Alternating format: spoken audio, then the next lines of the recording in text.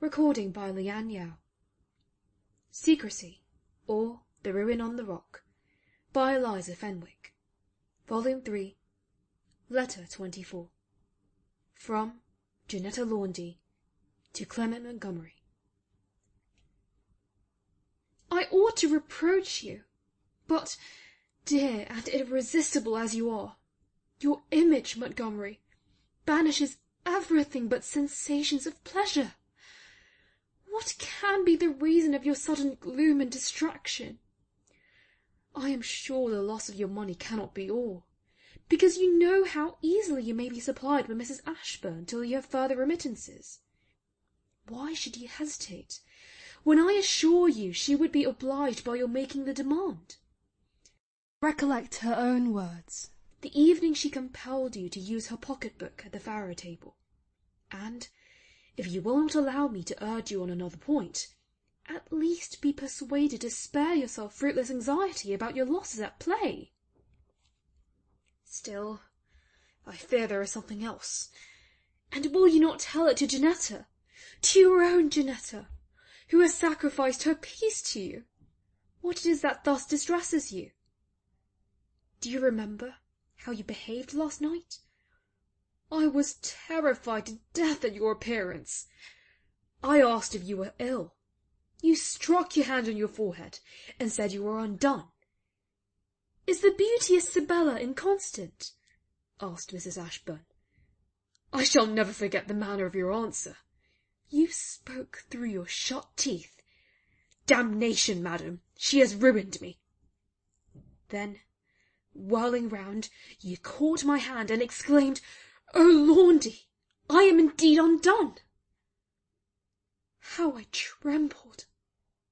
I tremble now to think of it. For God's sake, my dear beloved Montgomery, be careful.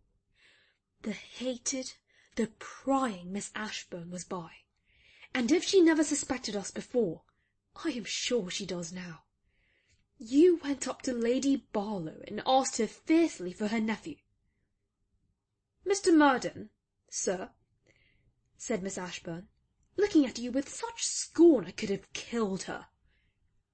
Mr. Murden, sir, is at present a sort of wandering knight-errant. Some time within a fortnight you will hear certain tidings of him. He may be in London. It seemed as if you came only to ask this question, for you went away soon after, and, though you strove to be gayer, you sighed so deeply I could scarcely contain myself. I wept all night, and now I am writing instead of dressing. How dear to me every employment that has a concern with my charming Montgomery! I know not what excuse I shall make at dinner for my melancholy appearance, but fears for my own safety are swallowed up in my apprehensions for you. Luckily, the Duchess is confined with a cold. I will visit her tonight, and, on my way, call on you. So prepare to confide all your griefs to the sympathizing bosom of your Janetta. Miss Ashburn, 2 hours ago, received a letter which seemed to give her great pleasure, and, while she was reading it, Lord Filmar came in. When she had finished the letter, she turned to him. "Didn't I hear you speak of someone being ill, my lord?" "Oh, yes, madam. I was inquiring whether Montgomery came here last night to seek physicians or a nurse. I called on him yesterday morning, and the servant said his master was very bad, dreadfully bad, too bad to be seen. I sent after dinner, and he was worse. I drove to his lodgings, just now, to make my adieus, before I leave town, and still he was so bad I could not be let in. Yet I met Miss Trevors, who tells me he was of the party here last evening, a little out of spirits, indeed, but quite as handsome as ever." "That he is bad, my lord," replied Miss Ashburn, fixing her eyes on me, "I can very well credit, and, ere long, I shall endeavour to point out some persons who have the same infectious disorders.